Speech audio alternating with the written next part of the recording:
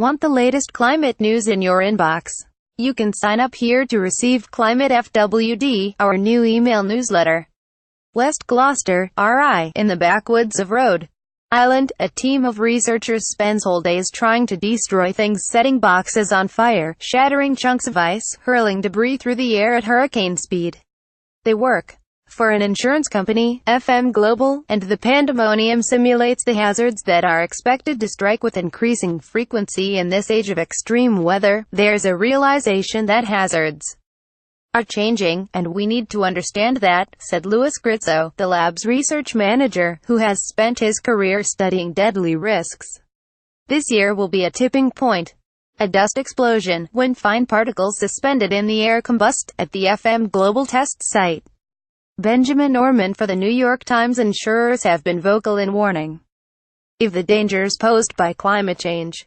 Last year, total economic losses from natural disasters, many of them linked to climate change, reached $175 billion worldwide, the highest since 2012, according to the reinsurer Swiss Re.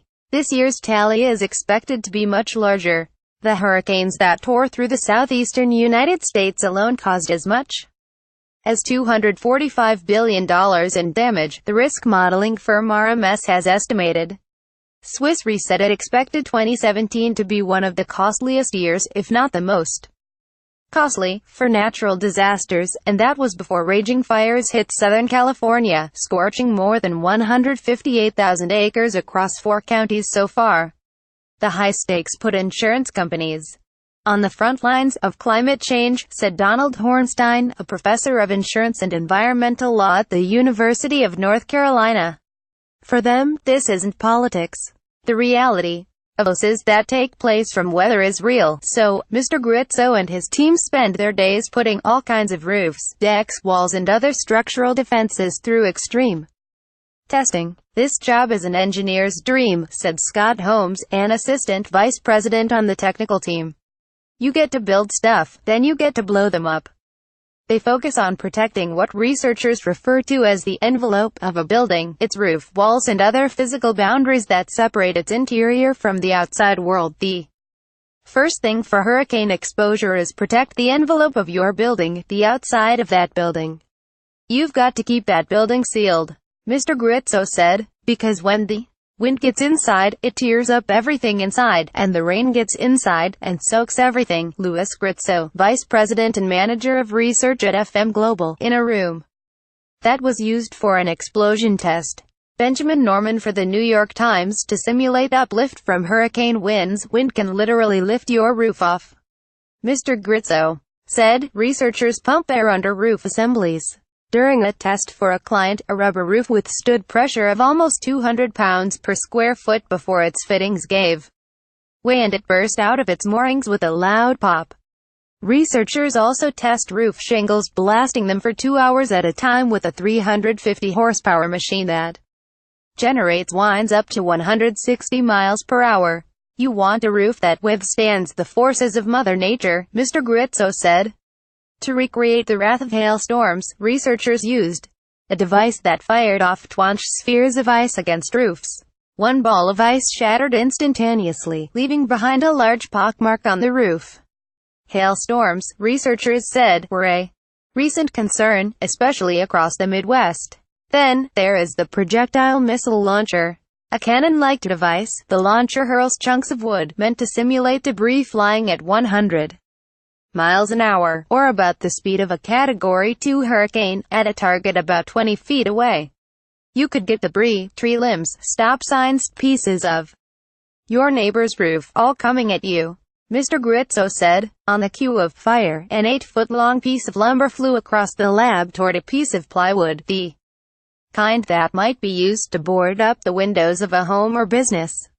The 1/2-inch plywood didn't do well. The projectile went clear through it, like an arrow through an apple. Fail, Mr. Gritzo said. To have a reasonable chance of surviving a hurricane, the plywood would need to be closer to 1 inch thick.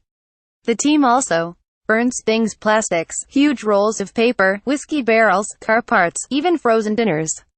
FM Global's Fire Lab, where a musky odor of soot hangs in the air, can perform detailed analysis of the emissions that result, often a toxic mix of hydrocarbons and other chemicals. Mr. Gritzo examined roof shingles after a test. The lab has equipment that can generate winds up to 160 miles per hour. Benjamin Norman for the New York Times. Scientists have warned that climate change is a threat to America's forests, with rising temperatures, drying trees and earlier melting of snow contributing to a growing number of extreme wildfires.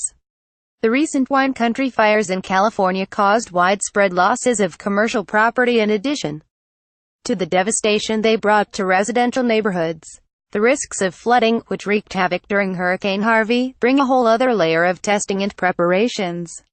While the relationship between climate change and hurricanes is complicated, it is becoming clear that a warming planet will produce wetter storms, while sea level rise will worsen the impact of storm surge. Mr. Gritzo grills companies over their flood preparedness, making executives wear virtual reality goggles programmed to transform the lab into a flood zone, with muddy water licking at the walls. Flood-proofing a regular 4-foot door would require piling up 250 50-pound sandbags, a highly labor-intensive task. The bags also become contaminated from the floodwaters, generating mountains of waste. Mr. Gritzo, with a flood-proof door, sandbags, at right, are labor-intensive to set up and can become contaminated during flooding.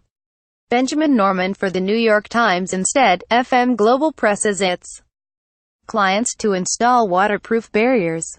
Other flooding tips are simple, like parking the elevator on the second floor before evacuating a building, saving mechanical and electrical equipment from the floodwater. One company that saw its investment in flood protection pay off was the juice company Ocean Spray, which took FM Global's advice and strengthened its buildings and bought portable generators for backup power. Those preparations meant that when powerful storms rolled through Florida in 2004 and 2005, the company was mostly unscathed, their building was intact, their backup generators came on, and their juice was still cold. Mr. Gritzo said, they gained a lot of market share, because they were ready to go. Follow at Night Climate on Twitter. A version of this article appears in print on December 12, 2017, on page A4 of the New York edition with the headline "In Climate Hazard Lab, It's Burned, Bash and Hurl."